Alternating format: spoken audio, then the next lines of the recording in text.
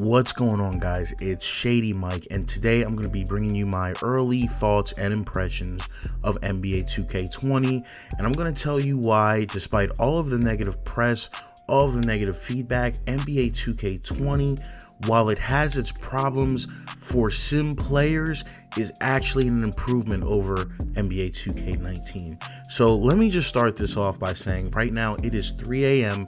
in New Jersey, and hashtag Fix2K20 is trending #1 worldwide. Fix2K20 is trending #1 worldwide. Fix NBA 2K20 is trending #4 worldwide. Fix Fire Ronnie 2K is trending #5 worldwide, and Revert Dribbling is trending #6 worldwide. This is crazy. The community is going off on Twitter. However, I'm going to be going the exact opposite way, and I'm going to be talking a little bit about some things. But first thing I have to talk about is 2K.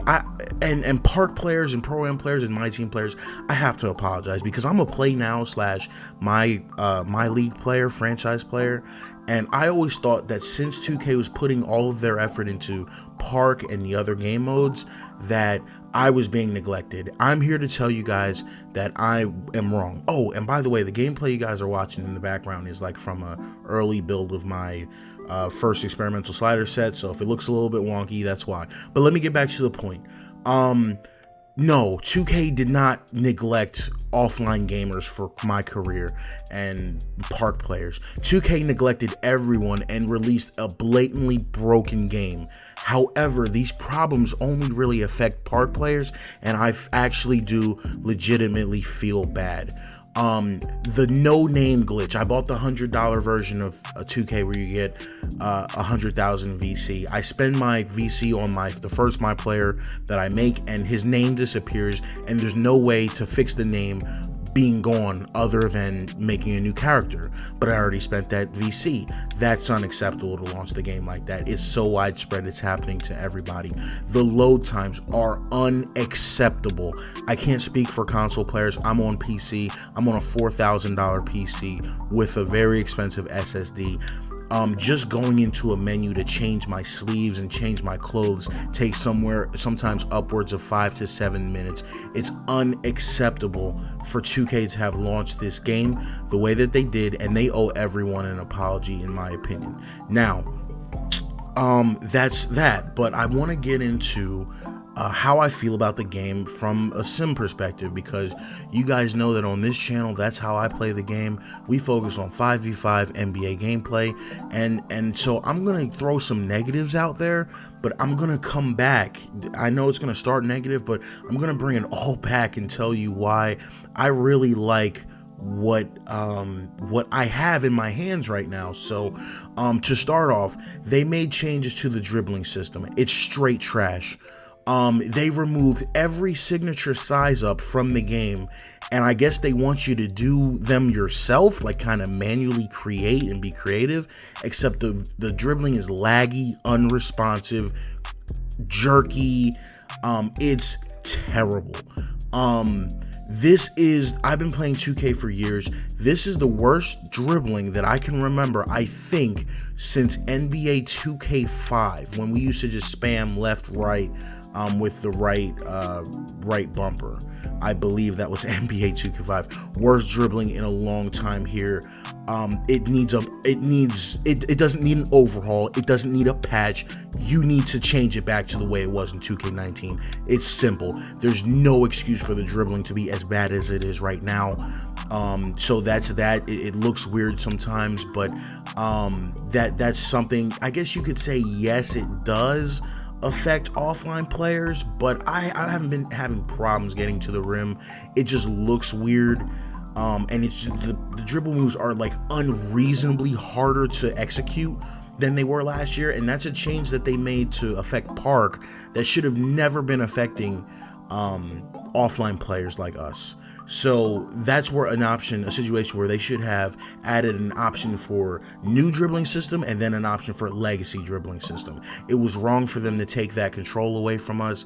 Just like I said in one of my other videos, that it was wrong for Madden to take game speeds away from us. So that's how I feel. I feel the same way about that. For them to make a sweeping change like that, in my opinion, kills the game. For park type players, I can deal with it offline.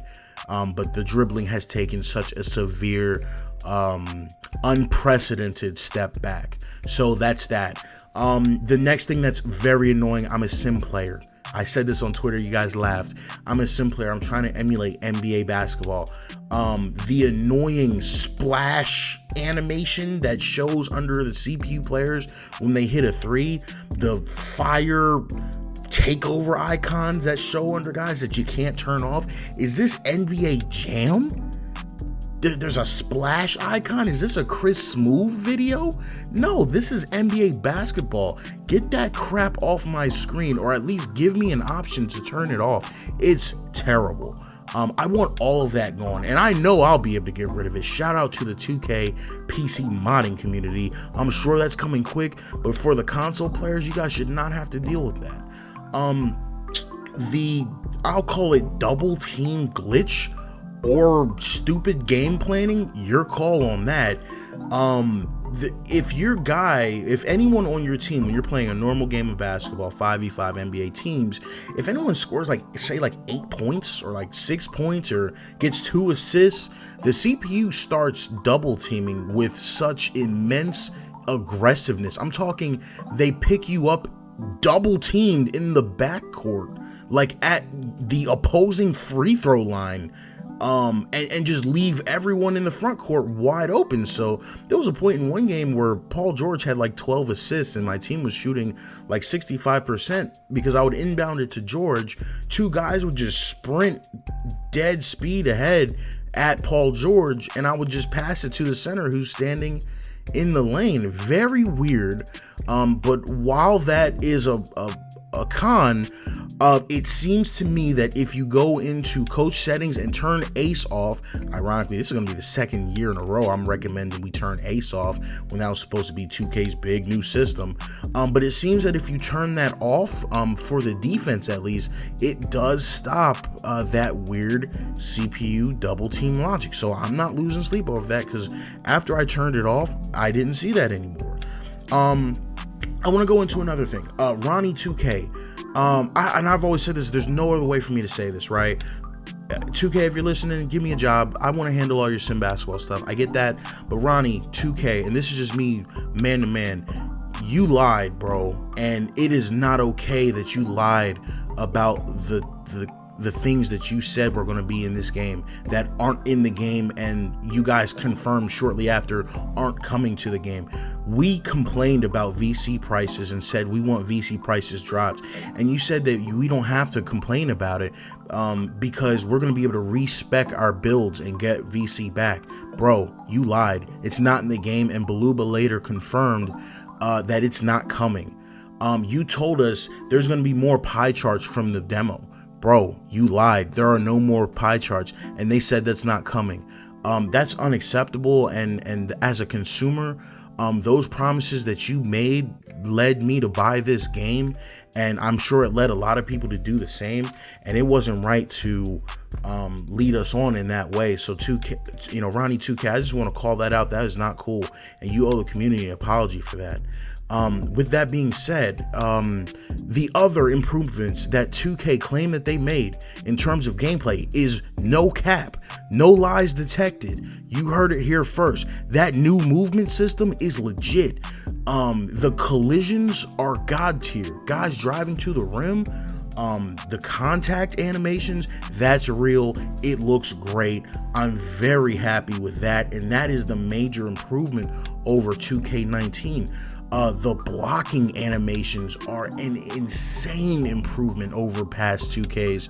I really feel like rim protecting centers make huge momentum shifting blocks that I really like. I would say overall the feedback that you guys have been seeing that the game is too slow is true. However, we're playing offline, we're playing franchise. I cranked the game speed up to 55, maybe 60, and we're back in the game, so I have no problem with the game speed. Although in my career, yes, the game feels super sluggish and super slow, but that's not the reason I buy 2K. And let me apologize if that is the reason you buy 2K. And last but not least, one problem that I also have is the comeback AI.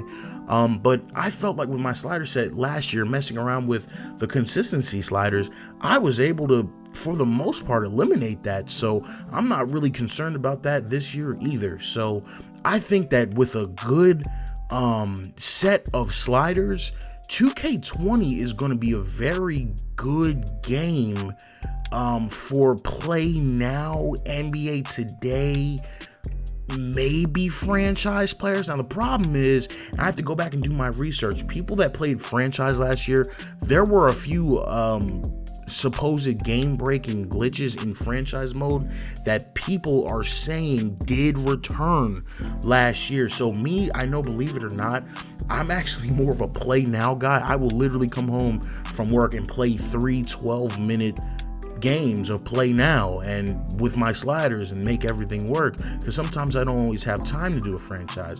I'm a big franchise guy in Madden, but sometimes not as much in 2K. So if that is your main concern, let me say this: gameplay, I think, is improved in most areas, but the dribbling is really bad.